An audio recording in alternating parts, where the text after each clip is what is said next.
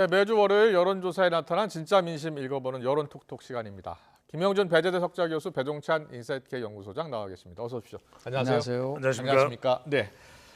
앞서 윤석열 대통령 지지율을 전해드렸었는데요. 이 시각 윤석열 대통령과 한동훈 위원장, 용산 대통령실에서 비공개 오찬을 하고 있다고 합니다. 자, 어떤 대화가 오갔을지가 가장 궁금한데 어떤 대화가 있었을 것으로 보세요? 예고편은 지난 서천시장에서 만나서 열차를 타고 1시간 동안 같이 올라온 적이 있지 않습니까? 그때 한동훈 비대위원장이 뭐라 그러냐면 정책적인 상황에 대해서 상당히 많은 의견을 나눴다. 거기서 무슨 김건희 여사 명품백 의혹 해명이라든지 아니면은 김경률 비대위원회 사퇴 이런 문제는 아마 거론되지 않았을 거라고 보는데 하나 이제 걱정스러운 거는 한동훈 비대위원장 들어오고 나서 여의도 문법이 많이 깨지고 있어요. 그러니까 통상적으로 우리가 정치권에서 예를 들어서 갈등이 있다고 한다면 그거는 이견이 있었는데 조율 중이다 이렇게 나와야 되는데 한동훈 비대위원장이 그냥 직격탄으로 사퇴 요구 거절 이렇게 얘기를 했잖아요. 그러다 보니까 당황스러웠던 거는 오히려 이제 대통령실에 썼다고 봐요. 이런 걸 어떻게든 간에 그래서 저는 투트랙으로 갈 거라고 보고 마지막으로 조율하는 거는 대통령이 만약에 기자회견을 통하든 간담회를 통한 어떤 형태든 간에 김건희 여사 명품백 의혹과 관련된 해명을 할 때 수위가 있을 거 아니겠습니까? 그동안 한동훈 비대위원장이 얘기했었던 국민이 걱정하는 부분이 많다라든지 이런 쪽에서의 수위 조절 부분에 대한 문제 또 아마도 좀 나눌 수 있는 개연성이 있지 않을까. 그리고 이런 식으로 내가 얘기를 하려고 하니 그거를 잘 참고하길 바란다라고 하는. 그래서 조만간 아무래도 대통령이 그 문제와 관련돼서 입장 표명하지 않겠습니까? 그런 부분 속에서 아마 조율이 이루어지지 않을까라는 생각을 좀 합니다. 그렇군요. 한동훈 비대위원장이 보통 이제 국회를 방문하거나 하면 기자들이 많이 묻잖아요. 이번에도 바로 물어볼 것 같은데 어떤 이야기를 했을 것 같고 어떤 입장, 어떤 내용을 이야기할 것 같습니까? 그렇죠. 기자들이 한동훈 위원장에게 질문을 하면 한동훈 위원장이 내놓을 답변은 예상이 됩니다. 안 봐도 비디오인데 민생에 대해서 경제가 힘든 이 시기에 대통령과 심도 있는 논의를 했다 이렇게 이야기를 할 겁니다. 그런 이야기 할 것 같아요. 하나도 김건희 여사 관련 이야기나 또는 공천 이야기는 끝내지 또 내비치지조차 않을 텐데 실제로는 이제 비공개라는 것은 그 이야기를 했겠죠. 왜냐하면 지금 윤석열 대통령과 한동훈 위원장의 충돌 이후에 관련된 오늘 이제 우리가 소개를 해드릴 겁니다. 여론 톡톡 시간이기 때문에 힘이 한동훈 비대위원장 쪽으로 실리고 있어요. 그 이야기는 대통령실도 국민 눈높이로 갈 수밖에 없는 상황이라는 것. 그렇다면 두 가지입니다. 하나는 이제 김건희 여사 문제와 관련해서는 대담의 형태가 됐든 어떻게든 풀어 나갈 테니까 대통령실에서 윤 대통령이 한 위원장이 너무 염려 마라. 굳이 말이 앙투안했다 이런 이야기 안 해도 되고 우리가 해결하겠다. 두 번째는 뭐냐면 앞으로 이제 추가적으로 충돌이 일어날 수 있을 것으로 예상이 되는 건 공천 부분일 겁니다. 근데 공천 부분은 어차피 수도권은 시스템 공천할 수밖에 없을 거예요. 근데 이제 영남 부분에 이 영남 지역에 물갈이를 해야 되니까 이 부분에 대해서는 한동훈 비대위원장이 충분히 이해하고 있지 못한 부분도 있을 겁니다. 그 부분에 대해서 한 위원장하고 조금 조율을 할 겁니다. 물론 이것도 절대 그랬다고는 이야기를 안 할 겁니다. 왜냐하면 이건 했다고 하는 순간 당무 개입이 되는 것이거든요. 그런데 이제 여기는 네 글자를 기억하시면 될 것 같아요. 수도권은 시스템 공천으로 가되 영남권은 물갈이를 할 수밖에 없으니까 전략 공천을 할 수밖에 없다. 수시 영전을 이야기하겠죠. 영남은 전략, 수도권은 시스템, 수시 영전입니다. 알겠습니다. 자, 갤럽 조사를 바로 보면서 이야기 좀 더 나눠보겠습니다. 윤석열 대통령 지지율 좀 보여주세요. 자, 갤럽 조사를 보면요. 지지율이 긍정평가가 1%포인트 떨어졌는데 부정평가가 5%포인트 오른 63%를 기록했습니다. 9개월 만에 최고치라고 하는데요. 가장 큰 요인이 어디 있다고 보세요? 실제로 보면 조금 이제 민심에 있어서의 일종의 부조화 현상이 나타나고 있는 게 아닌가 생각이 좀 부조화 들어요. 현상이요? 저는 이제 그런 표현을 쓰는데요. 우리 도표도 보면은 1월 2주, 3주, 4주까지 아주 완만하게 지금 이제 긍정평가는 하락하고 있는데 하나 이제 그 특이한 거는 보통 1월 되면 이제 대통령이 연두에서 다양한 정책을 내놓을 거거든요. 지금 민생 토론회 6차까지 했단 말이에요. 그 굵직굵직한 사항들이 많이 나오고 있는데 그런데 이상하게 왜 그럼 지지율이 떨어지는가? 오히려 오늘 긍정보다는 이제 부정평가 관련된 부분이 핫 이슈가 될 것 같아요. 네. 우리가 통상적으로 뭐 30, 60 법칙 또는 25, 65 법칙을 많이 하거든요. 그러니까 긍정이 25%, 예. 부정이 65%로 넘어가면 그거는 거의 레임덕이다라고 얘기할 때 쓰는 표현인데 예. 지금 뭐 거의 65%에 육박하는 부정적인 평가가 있었고 그리고 지난주에 비해서 5% 정도 높아졌는데 이거는 제가 볼 때는 대통령실과 예. 한동훈 비대위원장의 갈등 속에서 아마 한동훈 비대위원장 쪽으로 힘이 쏠리면서 아까 조금 전에 그렇군요. 우리 배종찬 예. 소장이 얘기한 식으로 대통령의 지지도는 그냥 그대로 답보 상태로 가는 게 아닌가. 그래서 실제로 보면요, 이 전 지역 같은 데서 많이 떨어졌어요. 지역별로 그러니까 보면요? 지역별로 예. 보면 서울도 지난주 58%에서 64%로 떨어졌고 인천도 보면은 저렇게 낮은 거를 보여주고 있는 거거든요. 예. 그래서 큰 틀 속에서 보면 참 흥겨운 거는요. 대구 경북을 한번 보세요. 대구 경북이요? 저게 지금 긍정하고 부정하고 거의 차이가 없어요. 그러네요. 49%대 47%.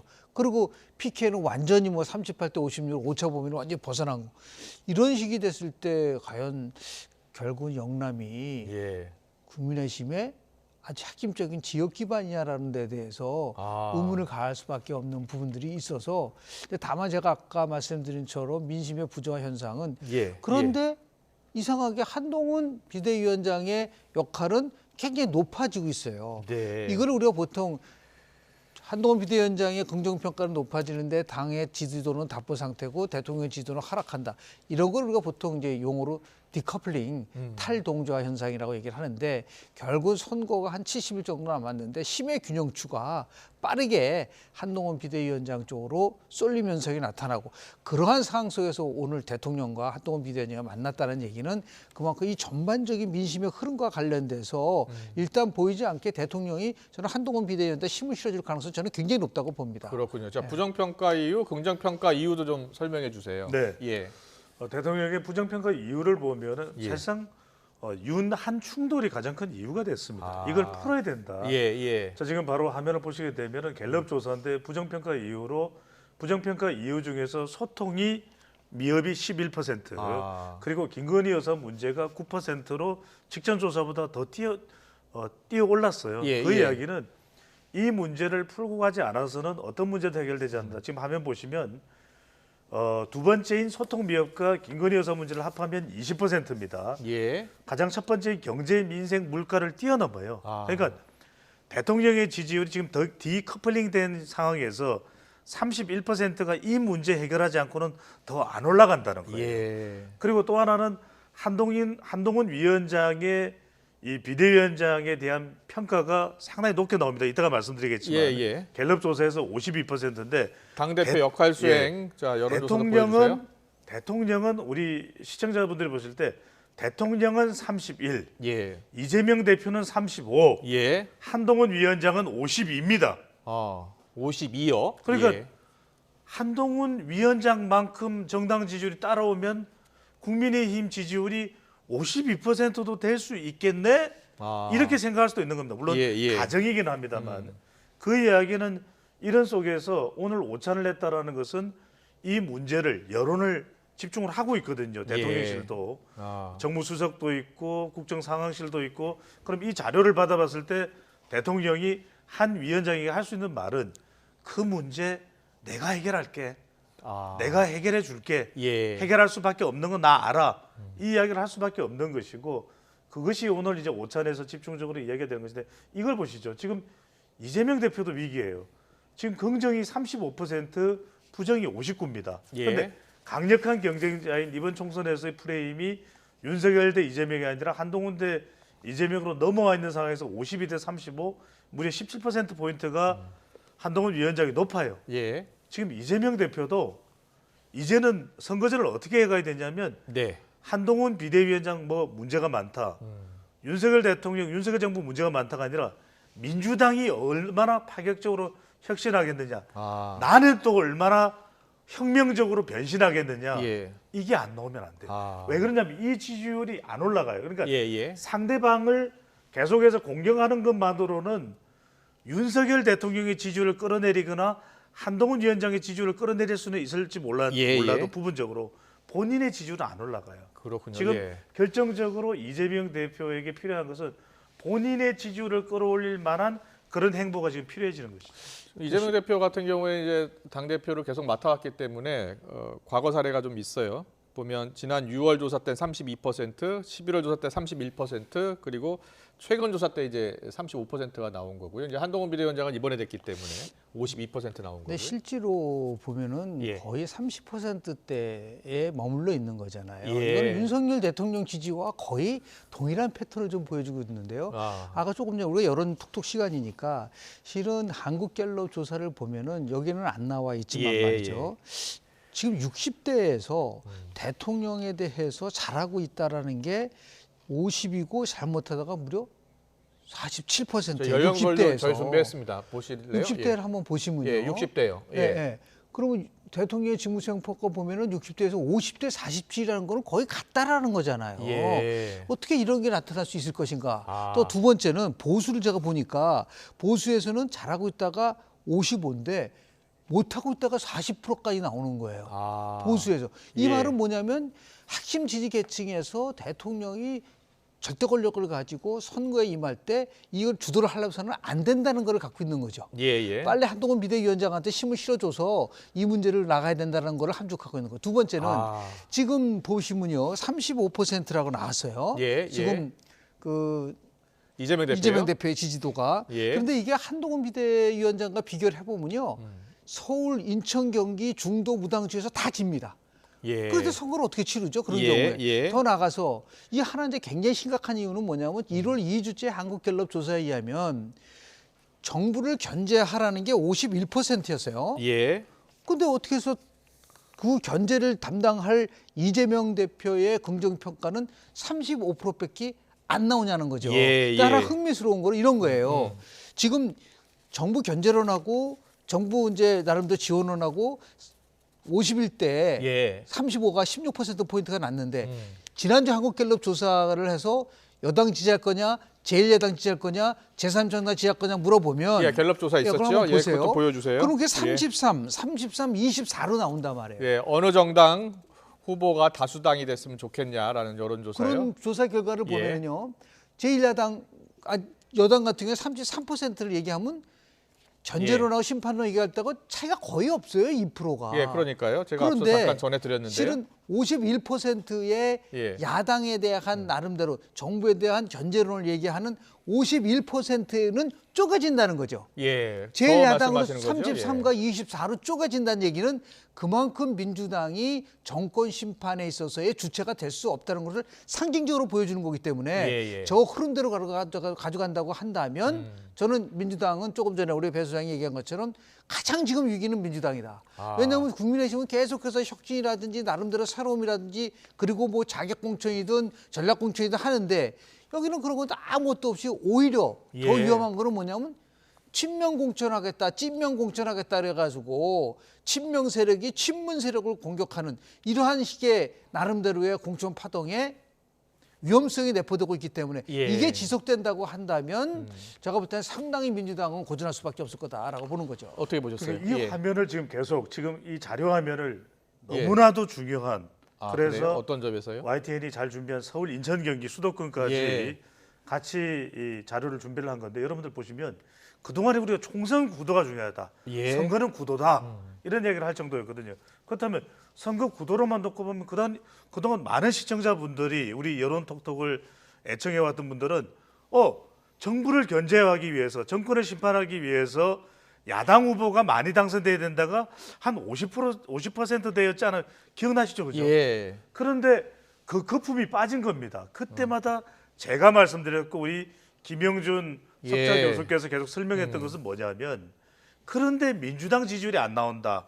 그 설명을 덧붙였던 그 분석을 했던 게 기억나실 거예요. 예. 이걸 그대로 보여줍니다. 자, 이번에는 그 거품을 빼기 위해서 제3지대 다수라는 문항을 넣었습니다. 그랬더니 여당 국민의힘 33, 제1야당 민주당 33이에요. 그동안에는 제3지대 다수가 합해져서 두 개 합하면 57%죠. 예. 그래서 50%대가 나왔던 거예요. 그렇군요. 그렇다면 예. 왜 이렇게 야당이 유리한 이 총선 구도에 대한 응답 결과는 많았는데 왜 민주당 지지율로 연결되지 않았나? 이른바 이재명 대표 리스크.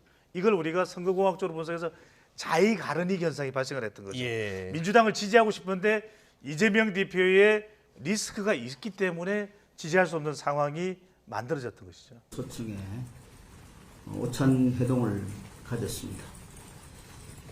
2시간 동안 오찬을 하고 집무실로 옮겨서 30분 정도 차담을 했습니다. 이 자리에서 대통령께서는 국민이 체감할 수 있는 민생 개선을 위해 당정이 배가의 노력을 해야 한다고 당정 협력을 강조하셨습니다. 대통령님과 우리 비대위원장, 저는 주택 문제, 또 철도 지하를 비롯한 교통 문제 등 다양한 민생 현안을 심도 있게 논의했습니다. 또한 최근 잇따르는 정신 테러에 대한 우려를 공유하고 대통령께서는 신속하게 대책을 마련하도록 관계부처에 지시하셨다고 설명했습니다. 그리고 중대재해처벌법과 관련해서 영세 사업자들이 큰 어려움을 겪고 있으므로 문제 해결을 위해 여야 간의 협상을 계속 하기로 했습니다. 오늘 오찬에는 대통령실에 이관섭 비서실장, 한호섭 정무수석, 이도훈 공보수석이 배석했습니다. 이상입니다. 질문 있으면 짧게 받겠습니다. 대표님, 김건희 여사 의혹 관련해서는 국민 걱정 해소하는 방안 논의가 전혀 없었나요? 네, 오늘은 민생 문제만 이야기를 했습니다. 혹시 대통령께서 10년을 맞이해가지고 어떤 지금 교육에 대한 입장이라든지 기자들 접촉 아니면 언론과의 간담회 이런 부분 계획을 지금 설명하거나 논의하는 것도 없었나요? 예, 오늘 주로 민생 문제만 이야기했기 때문에 다른 말씀은 없었습니다. 총선 관련해서 말씀 나누신 건 없잖아요. 총선 어떻게 임해야 된다던가 그런 말씀은. 오늘은 선거 관련 논의를 하는 자리가 아니라 민생 문제 그리고 민생과 관련된 국회 상황과 관련된 얘기를 주로 했습니다. 이태원 특별법 관련 얘기도 전혀 없으실까요? 네, 없었습니다. 대표님, 그러면 김경률 비대위원에 관한 얘기도 마찬가지로 없었다고 보면 되나요? 예, 그렇습니다. 당 차원에서 민심을 전달하셔야 될 텐데 여러 이야기들 나오잖아요. 언제 어떻게 좀 전달하실 계획이신지. 김건희 여사 관련도 그렇고 이태원 특별법 관련도 그렇고 현안들이 많기 때문에. 어떤 현안이든 수시로 소통하고 있기 때문에 특별한 자리를 만들어서 뭘 할 그런 계획은 없습니다. 지난주에 그 사퇴 요구가 좀 있었는데 누구? 지난주에 사퇴 요구가 있었는데 신유동 위원장 이렇게 해서 좀 그 이후 당정 관계에 대한 말씀은 좀 없으셨나요? 예, 오늘 당정관계 특별한 이야기는 없습니다. 대표님, 그럼 오늘 점심 자리는 대통령실 요청으로 이루어진 겁니까?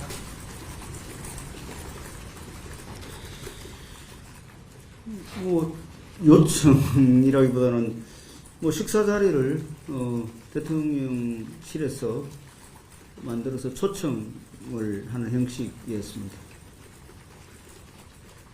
그러면 아까 민생법안 관련해서 말씀하셨다고 하는데 그 중대재해처벌법 1년 유예안이나 좀 야당에서 제기하고 있는 이런 안들에 대해서도 전혀 언급 없으실까요? 구체적인 안에 대한 언급은 없었습니다. 없고 지금 여야 간에 2월 1일 본회의를 앞두고 이 문제를 그냥 이렇게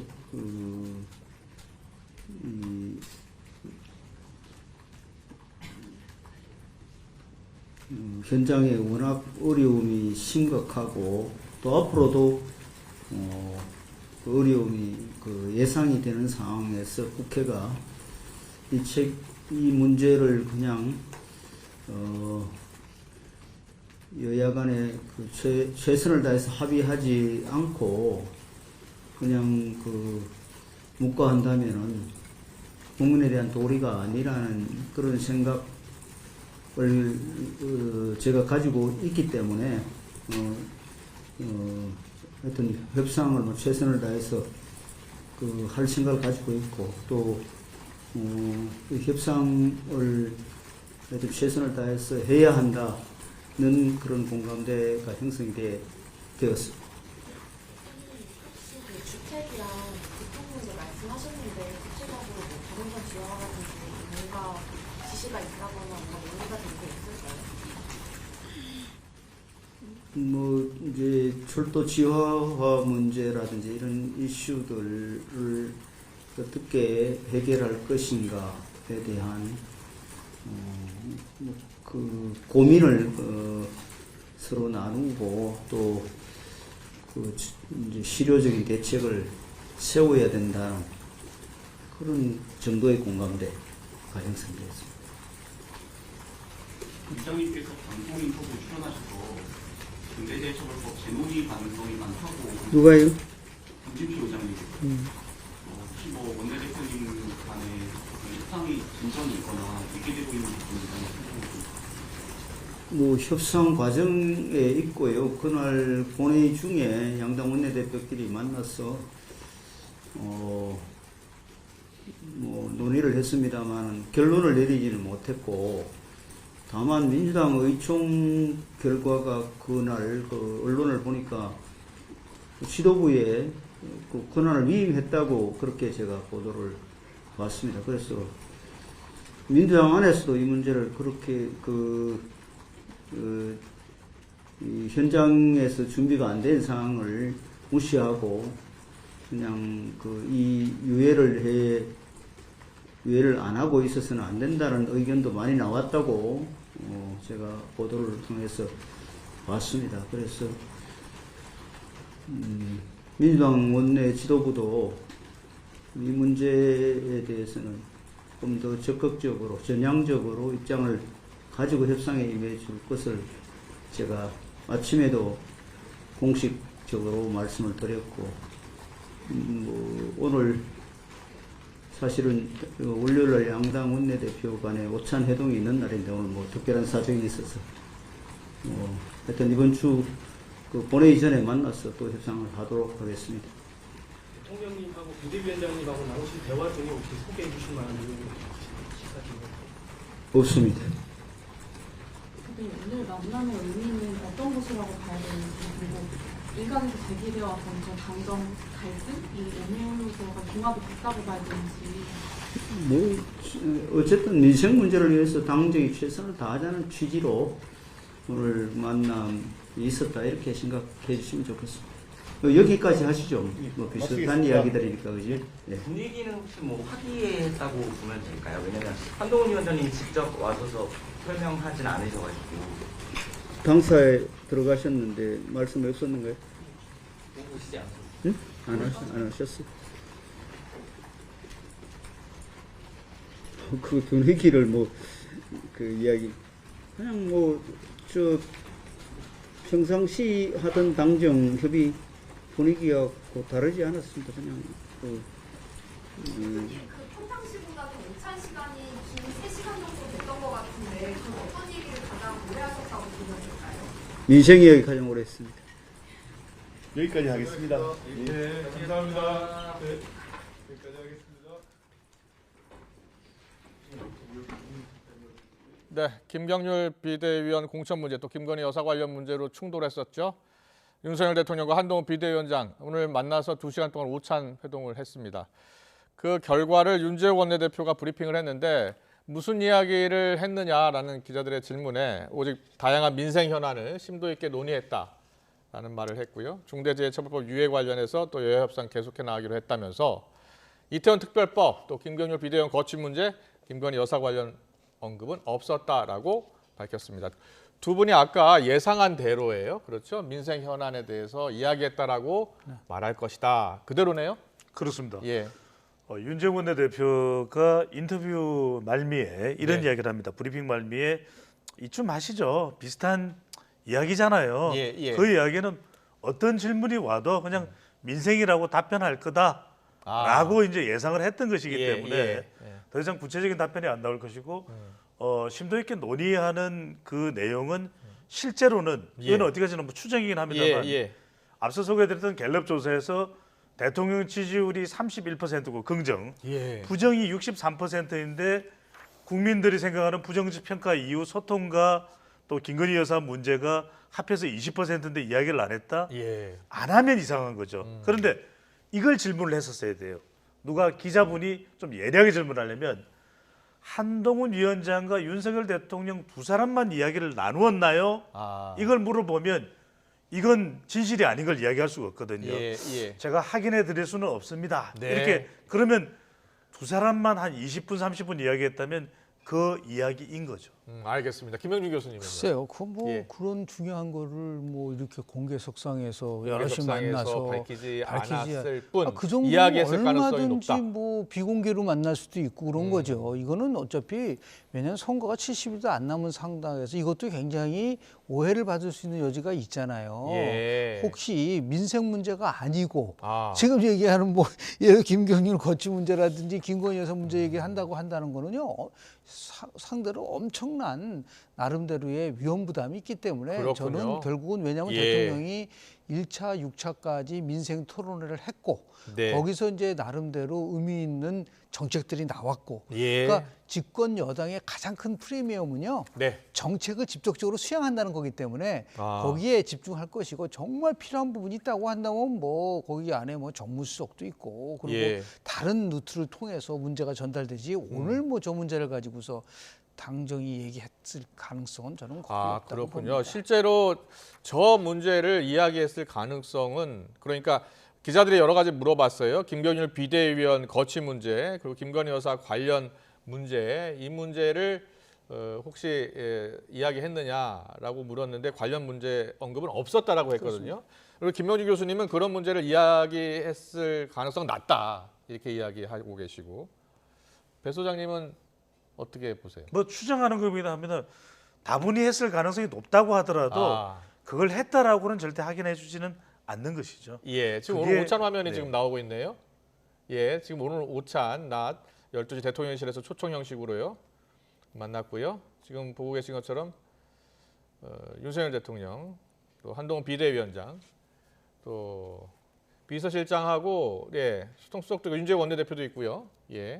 이관섭 비서실장도 보이네요. 저렇게 많은 상황 속에서 예민한 문제보다는 그렇겠네요. 저 목적은 그럴 가능성도 뭐냐면요. 있겠네요. 대통령과 윤석열 대통령과 한동훈 비대위원장의 신뢰는 변함이 없다를 상징적으로 보여주는 거로서 대통령실이 초청했다 그러잖아요. 그렇군요. 그런 뜻으로 우리가 해석하지 않을까라는 생각이 듭니다. 일단 공식 브리핑에서는 이태원 특별법, 김경률 비대위원 거취, 또 김건희 여사 관련 언급은 없었다라는 발표가 있었습니다. 오늘 낮에 있었던 그 회동 장면, 오찬 회동 장면 보고 계시는데요. 자, 윤석열 대통령의 지지율이 크게 떨어졌잖아요. 근데 한동훈 비대위원장 직무수행 평가는 좀 일단 첫 조사였는데 50% 넘게 나왔고요. 그런데 최근 지난주에 발표된 여론조사 가운데 이재명 대표와 한동훈 비대위원장 이 차기 대통령 선거 가상 양자 대결도 여론조사 결과가 있었어요. 보면은 이재명 대표 45%, 한동훈 위원장 42% 또 저렇게 나왔어요. 저는 어떻게 받아들여야 되겠습니까? 그러니까 호각지세. 이번 총선은 기존에 한 위원장이 등장하기 전만으로도 윤명 대첩이었는데 이제는 말 그대로 훈명 대첩이 됐다. 이렇게 볼 수 있는 것이고 결과적으로는 중요한 게 한동훈 위원장이 견인할 수 있는 지지율이 어느 정도까지냐. 그다음에 이재명 대표가 견인할 수 있는 민주당의 지지율이 어디까지냐에 총선 결과의 운명이 달려있다. 이렇게 봐야 됩니다. 그러니까 역할 수행 평가는 따로따로고 이건 가상 대결이거든요. 양자 대결. 제가 볼 때 지금 가상 대선 양자 대결 구도가 여론조사의 대상이 될 수 있나요? 예. 아니 지금 2027년도에 선거인데 제가 볼 때는 예. 저렇게 해서 하다 보면요 선거 구도를 그냥 거대 정당끼리 싸우는 거로만 몰고 간다는 거예요. 예. 그 문제에 관련돼서 여러 문제가 있다고 얘기를 하고 있는데 지금 제3시대 신당도 나오고 그러는데 네. 저런 조사는 제가 좀 지양했으면 좋겠다고 생각이 좀 들고요. 예. 그리고 더 나아가서 이재명 대표하고 한동훈 대표는 모두가 지금 이제 총선에 직결하고 있는데 되도록이면 예. 총선에 대한 여러 가지 이슈에 대한 문제로 좀 집중을 좀 했으면 어떨까라는 생각을 좀 저는 개인적으로 해봅니다. 네, 짧게 알겠습니다. 한 말씀만 드리면 네, 말씀하세요. 이 한동훈 위원장과 이재명 대표의 이 대결 여론조사는 앞으로 더 많아질 겁니다. 어떤 이유 때문에요? 국민들이 궁금하기 때문에. 알겠습니다. 오늘 정치권 이슈는 여기까지 듣겠습니다.